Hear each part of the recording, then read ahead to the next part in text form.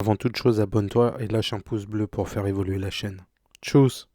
Ça y est, l'épisode final de l'anime Kimetsu no Yaiba, le quartier des plaisirs, est sorti. Je l'ai maté. Bon, bah voilà, c'est fini. Avec un épisode que perso j'ai trouvé complètement naze. Entre l'épisode de la semaine dernière qui était une pure tuerie niveau combat et celui d'aujourd'hui qui est retombé comme un flanc, qu'est-ce qu'on peut en tirer? Bah déjà, la 6ème lune, elle a été très dure à battre. Ne volons pas son titre d'appartenance à l'élite des démons. Il aura fallu quand même un pilier, 3 autres pourfendeurs et surtout l'aide de Nezuko pour abattre cette lune supérieure pour dire quand même qu'il n'était pas vraiment mauvais. Autant là, on a eu un épisode sur le flashback de la vie de la 6ème lune et de sa sœur. Bon, ce flashback permet de comprendre ce qui l'a poussé à devenir démoniaque. Et comme souvent dans Kimetsu no Yaiba, les démons sont des humains qui ont souffert dans leur vie et qui ont choisi de devenir démoniaques. La 6ème lune n'échappe pas à cette règle. On apprend aussi que Tengen, le pilier du son, prend sa retraite, car ayant un œil et une main en moins, et que vu son niveau, il ne fera pas long feu face aux autres lunes supérieures. Enfin, ce n'est qu'un avis personnel. On peut apercevoir le pilier du serpent venir sur les lieux du combat. Un peu tard, il arrive quand il peut, et surtout quand il veut. Mais il sera quand même surpris d'apprendre que Tanjiro avec une lune supérieure. Aussi, nous verrons le chef de l'ordre des pourfendeurs de démons qui se réjouit de la victoire sur une lune démoniaque, car cela n'avait pas changé depuis environ un siècle. Il parle aussi de son clan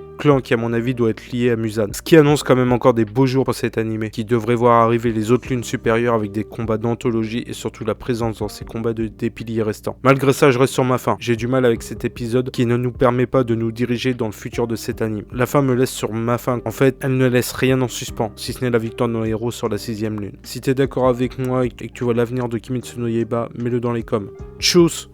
Je te vois, hein, je t'ai vu. Je t'ai vu.